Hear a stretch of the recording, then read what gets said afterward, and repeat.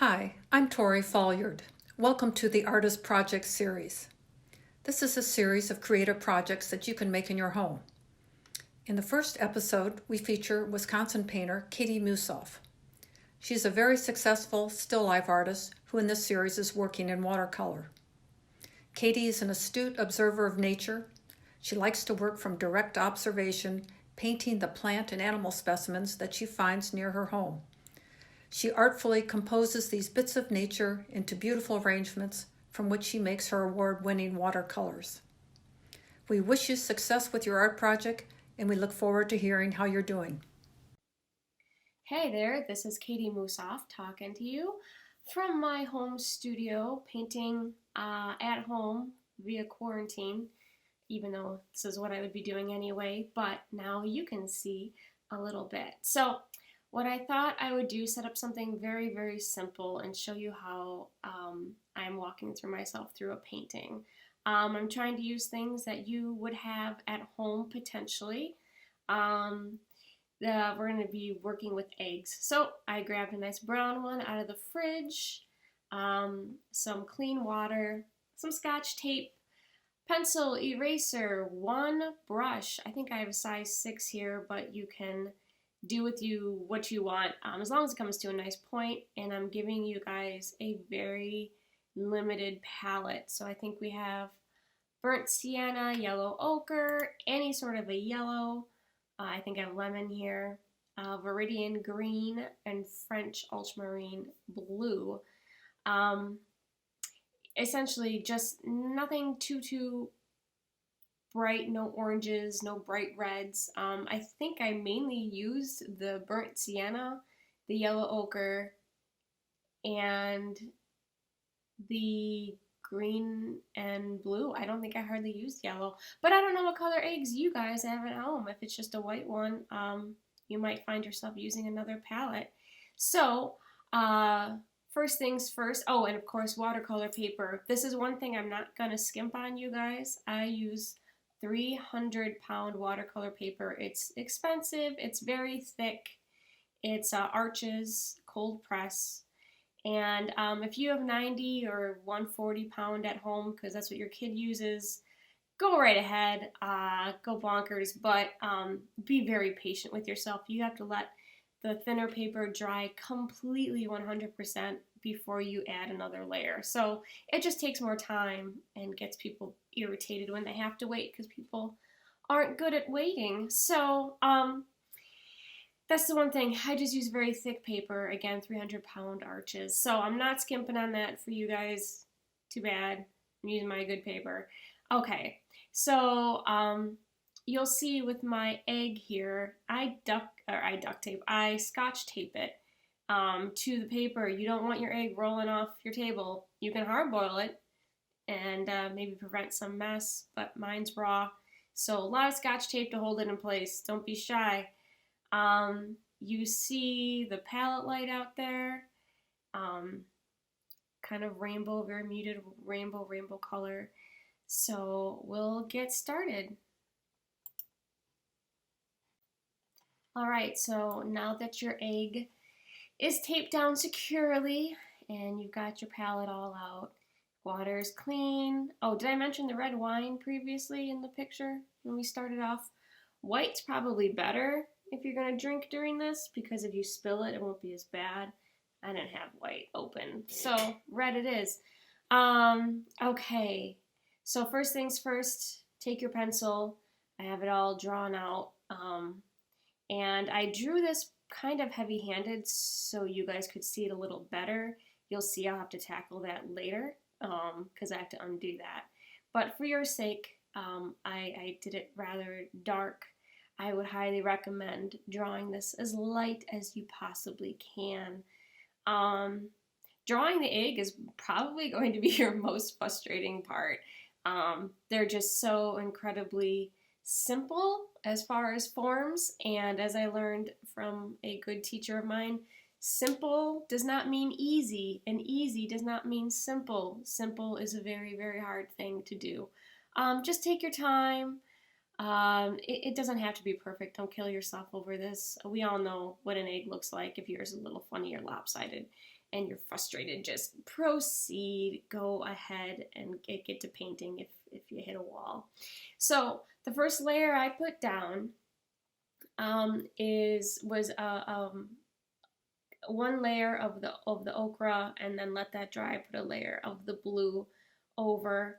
And if you look at the palette, you see I've started dipping into all my colors. Now I put this palette on parchment paper for you guys. You can use so many things. Rubbermaid take-out container, back of a white plate. I just figured parchment paper or wax paper, these things will all work if you don't have a palette on hand. As you see with the parchment paper, it all beads up, and that's fine. Nothing's wrong with that. It's just a little harder to see directly for you guys. I know what it looks like. So what I always do is put the shadow down first. I handle all of the background around the subject matter before I even tackle the subject matter. You know, people really like the shadows in my work, and you can see this is how I do it. I do the shadow first as far as I can push it. And that really helps set off the object once I paint on top. So it's a very common thing, do paint from the back to the front. And then coming on again with a really nice layer of warm over that shadow. And also your egg, is if you're looking at it, it's going to, the brown on my egg is making the paper look brown. It's reflecting all this color around it. So I'm adding all this reflective color as well. And then of course, let it dry, because the next step is to paint on the egg itself. But do not do that when your shadow is all wet. You have to just wait. A huge part of watercolor painting is waiting. And if you can't tell if it's wet yet, feel it with the back of your hand. If it feels cold, it's wet. All right, and you just have to wait. It's not worth it to rush a watercolor painting. It will never go well, and that's why people get so frustrated. So just wait. All right, so it's dry. The background is dry. You can start layering onto the egg itself, and you're gonna just use really thin layers of this. If you're just playing with watercolor, it's kind of new for you. Just go many thin layers, if anything, and if it gets too dark, you know, take your paper towel and mop it up. But I am really just using the ochre and the burnt sienna mixed together here, and just putting on a nice thin layer. You can see I picked up a little bit of the paint kind of on the left-hand side a little bit and made that nice white spot. I'm using for my mark making, if you were to zoom in on these, I'm being a little rough with my mark making on the egg just to let you guys see the brush strokes that are getting made. I'm introducing a new tool here. You can see me holding this brush. That's one of my infamous scrubbies. So when a brush no longer holds its tip and isn't what it used to be for me anymore, but it's still a good brush, it's starting to get a little frayed and beat up, I give it a haircut like you would have to your Barbie dolls as a child. You can't take back the haircut, so be sure you're ready for it. So I cut it down and make a nice erasing nub for myself. So any areas that I feel need to be softened, I will get this brush really wet with clean water, no paint, mucky water here, and go in and remove anything that gets too heavy. So you'll see me doing that, but I wanted to bring that to your attention. You see as the paint gets darker here, you see the brush marks. Remember those strong diagonals along the right-hand side, letting you know that as I'm painting, I'm kind of following the flow of the egg, the roundness of the egg, and really building up the shadow on the right-hand side, more or less on the right-hand side of the egg, layer after layer. And then as that gets dark, well, then the shadow has to get dark, and of course you're just waiting for things to dry between the egg, between the shadow. Don't let wet the wetness on the painting part of the egg touch the wetness on the shadow. You just have to wait between those two things. I think I eventually used a nice layer of yellow then coming over the egg to really warm it up. And you see in this next shot how the actual egg and my painting of the egg and how they compare. I always work side by side. I have the actual thing there at all points in time. And so you can see as I'm looking back and forth to the egg, to the painting, to the egg, to the painting, and how pale that painting looks, you know, how strong that's got to get to the egg more. So it's just a lot of thin layers. Now for the shadow, I'm really just going between like the burnt sienna and the viridian green, and just bouncing between putting a layer of the sienna, letting it dry, putting a layer of the green, letting it dry, and as they dry on top of each other, they make this nice muted brown. And if you look at the photograph of the egg, there's a lot in that shadow.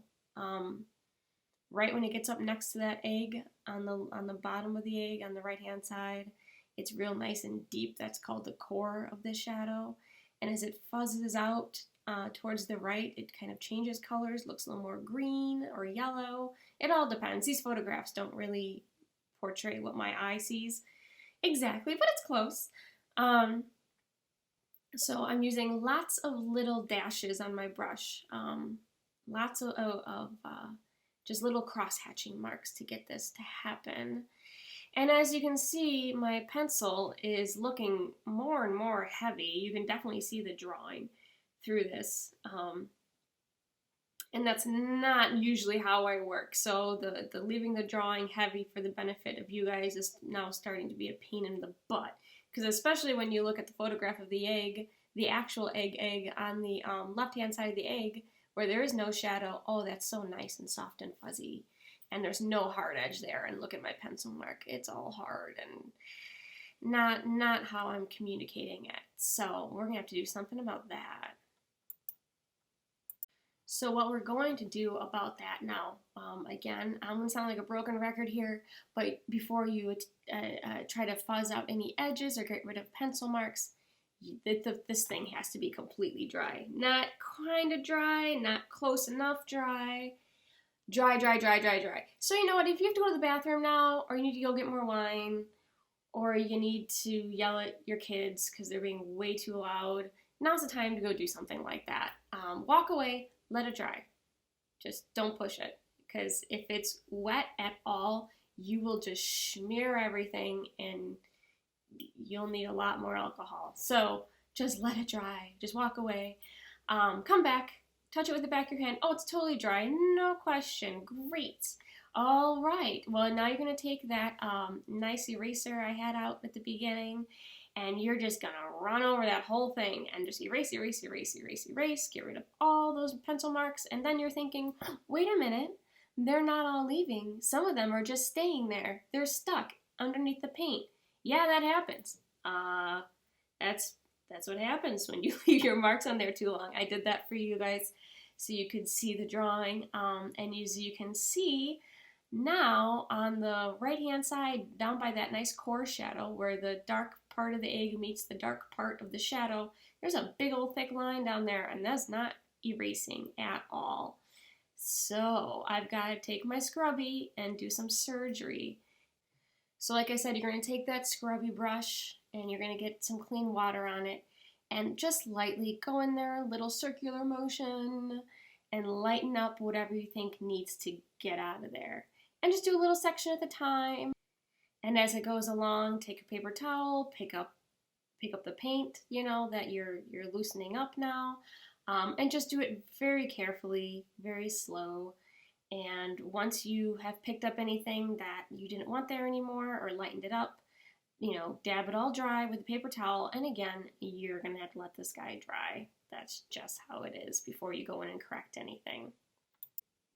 So then you see that how I scrubbed out that naughty little pencil line on the right hand side of the egg, and then you can see in the picture I'm gonna scrub out the left edge of that egg because I want it to be nice and soft and reseed like how you can kind of see it in the photograph. And then once those two areas are dry, I can come in and put that core shadow, darken it back up on the right hand side of the egg, and darken it the way it was, but without the pencil line getting in my way. And we can see a nice clip then of the palette after it's gotten used up. You know, you can see how little paint you really go through. You really can't tell that I even messed with this stuff. So that's, you know, that's a beautiful thing about watercolor is just how little paint you use. It's a wonderful thing, very, very economic in these times. And then here the last photograph of the actual egg by itself, and how beautiful and simple it is. You can compare it with the painting. And I tried, and voila, that's egg number 1.